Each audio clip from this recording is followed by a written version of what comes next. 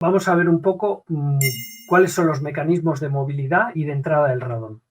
El radón básicamente lo que va a hacer es que del subsuelo va a emanar de la roca y va a intentar salir a la superficie a través del terreno.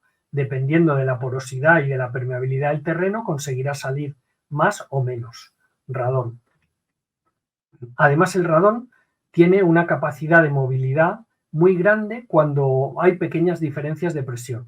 Por eso, los días que están nublados o que hay bajas presiones, que entra una borrasca, esos días los niveles de radón suben, ¿no? Después, ¿cómo entra en la vivienda? Bueno, pues uno de los mecanismos por los que entra en la vivienda es por la convección. Como la vivienda se encuentra a una presión menor que la presión atmosférica, simplemente porque está cerrada, el radón tiene tendencia a entrar dentro de la vivienda. Además, en la propia vivienda se crean también corrientes de convección por el efecto chimenea que se produce dentro, el aire más caliente de la casa tiende a subir y eso provoca también que haya una presión negativa en la parte baja de la vivienda y eso atrae al radón. Luego, otras formas o otros factores que inciden en que entre más radón en la casa es, por ejemplo, cuando hay viento. Cuando hay viento también se produce una presión menor en el interior de la vivienda porque el tejado de la casa hace de efecto alerón y se produce el efecto Bernoulli y provoca una presión menor dentro de la vivienda que hace que el radón entre. Y este sería el mecanismo de convección, uno de los mecanismos. ¿Por dónde entra? Bueno, pues entra por la porosidad que tiene la solera, por los encuentros entre la losa y las paredes, por pequeñas grietas que puedan surgir, por las acometidas. Por ejemplo, cuando ponemos el extractor de la cocina en marcha, también estamos creando una presión negativa y eso hace que entre el radón. Algunos sistemas de ventilación instalados suelen favorecer que haya niveles de radón más altos. E incluso a veces, cuando hacemos la ventilación natural de la vivienda, al abrir las ventanas, el aire caliente sale y ese aire caliente arrastra, crea una presión negativa en la vivienda que atrae al radón que está en el subsuelo.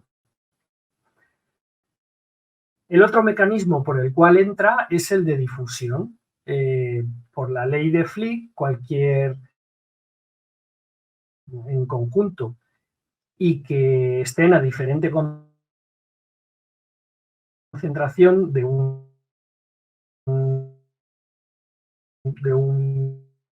elemento tenderán a igualar. Ocurre que muchas veces nos encontramos a veces a constructores que nos dicen no, en esta casa no hay radón porque hemos echado una capa de hormigón muy gruesa. Como veis en esta foto, esta casa se estaba construyendo y veis la capa de hormigón, veis esta laminita de plástico que han puesto para evitar, bueno, pues si en vez de haber puesto esta laminita hubieran puesto una lámina adecuada, esta casa no hubiera tenido radón. Pero esta casa, siendo nueva y con un nivel de hormigón de 20 centímetros, pues tenía niveles de radón de hasta 600 becquerelios.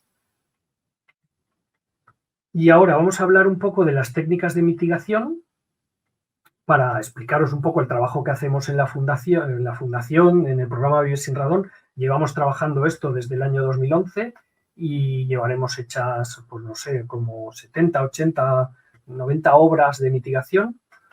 Y os voy a explicar un poco el esquema del proceso de trabajo. Una mitigación de radón siempre empieza con una medida acreditada de radón. No sirve ninguna otra medida, ni un monitor doméstico, ni nada. Siempre tiene que haber una medida anterior y tiene que ser una medida acreditada porque es la única forma de comparar cuando se hace la obra qué nivel hemos obtenido de reducción, ¿no? Tenemos que comparar cosas iguales. Luego hay una parte de diagnóstico, que a veces se tienen que hacer unas pruebas de diagnóstico antes de intervenir, seleccionar la técnica de remedio. Luego, durante la obra se establece un control y después se vuelve a hacer una medida acreditada. Ese sería el proceso básicamente que utilizamos para hacer una obra de mitigación. ¿Y qué características debe tener una mitigación de radón? Bueno, pues siempre hay que comenzar de lo más sencillo a lo más complejo.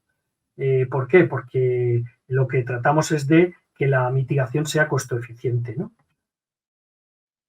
Entonces, También debe ser costo eficiente, por eso siempre intentamos empezar con lo más sencillo e ir subiendo a pasos hacia lo más complejo.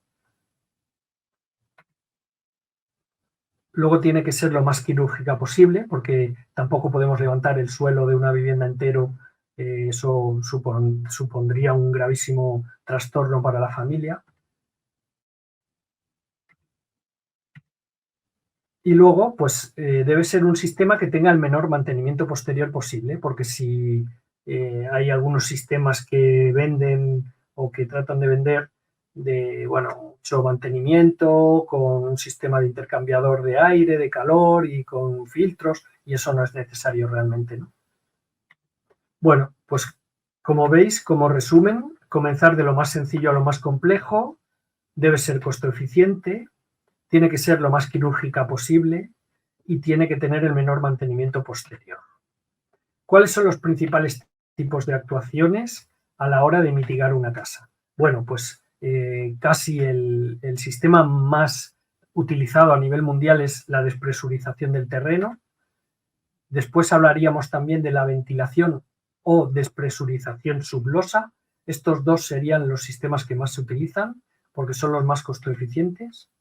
Luego tendríamos la aplicación de barreras, que esto es más casi para edificios nuevos que para edificios antiguos, salvo que no haya otra opción. Y por último, los sistemas de ventilación. Pero con los sistemas de ventilación ya hablaremos, porque tienen que ser específicos para radón. La despresurización del terreno diferenciaríamos entre sistemas activos y pasivos. Se pueden hacer de los dos tipos, ¿no?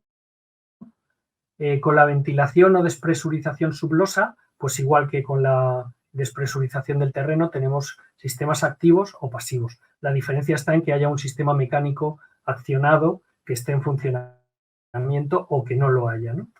Luego, las barreras diferenciaríamos entre las sólidas y las líquidas.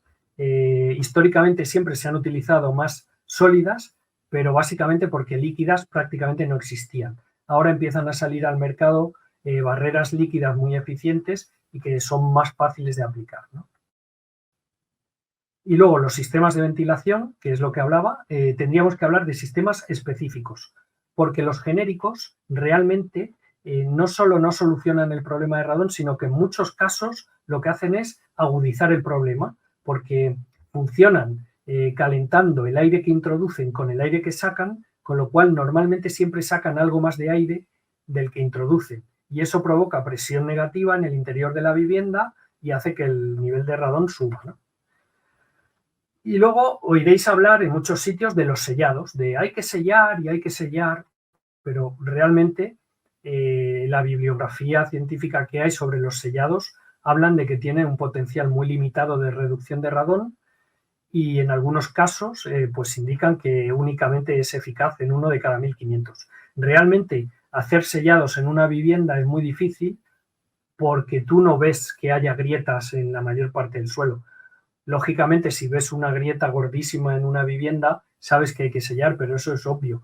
Pero realmente tú no vas a ver por dónde entra el radón porque van a ser microfisuras que no se detectan y que no se ven y que luego además económicamente hay que echar muchísimas horas para hacer sellados a nivel milimétrico de todo lo que veas y entonces no sería costo eficiente.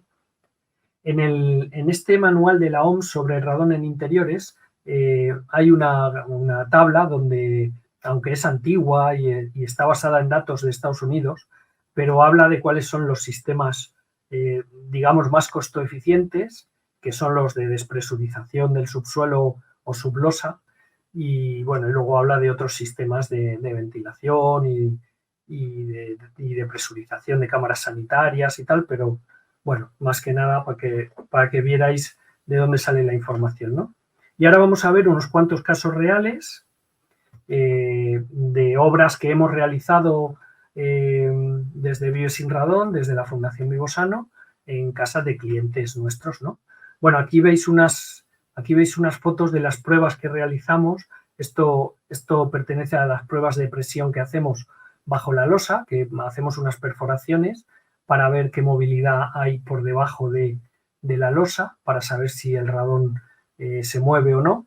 Luego también con este tipo de monitores instantáneos podemos ver qué concentraciones de radón. Aquí veis una concentración de radón en ese punto de 115.000 becquerelios.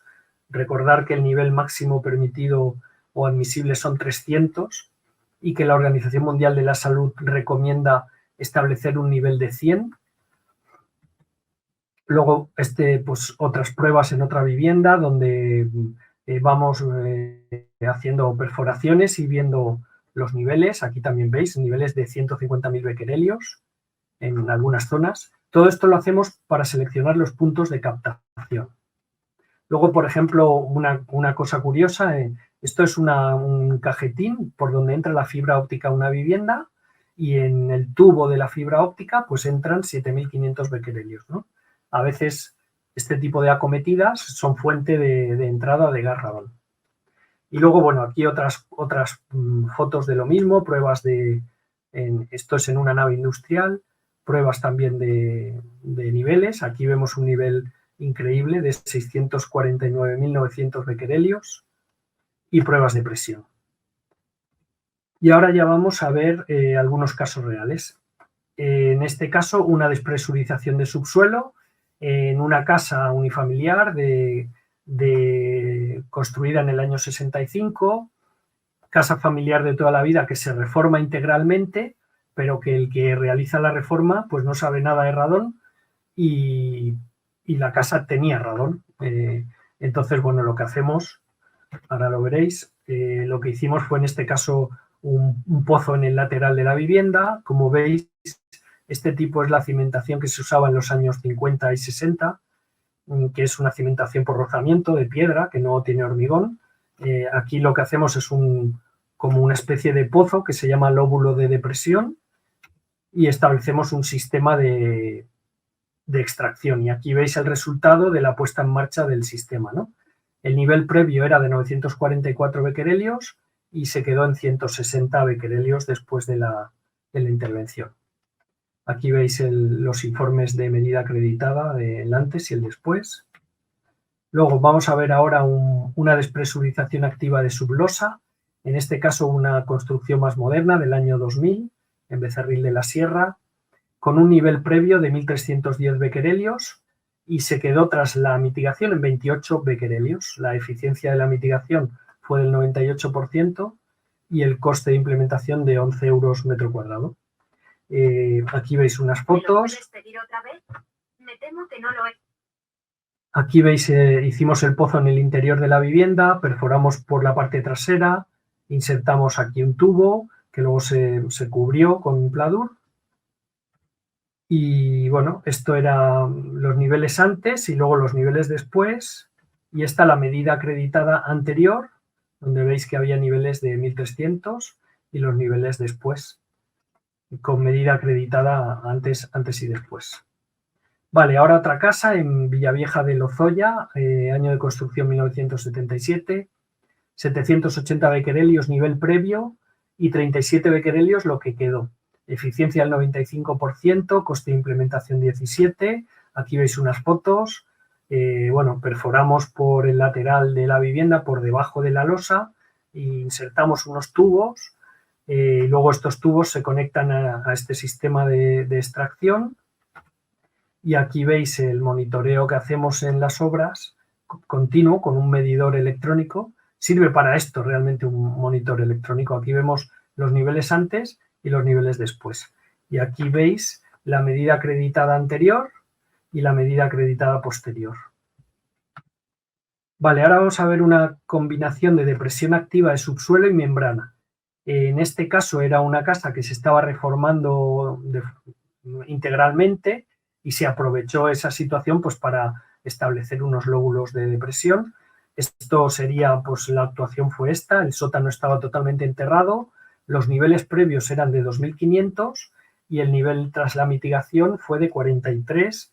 El coste fue de implementación más alto porque se implementó membrana y ahora veréis, bueno, algunas fotos de la obra. Lo que se hizo fueron dos pozos o lóbulos de depresión, se conectaron a un sistema de extracción y luego se proyectó una membrana de poliurea en todo el sótano para también impermeabilizarlo, ¿no?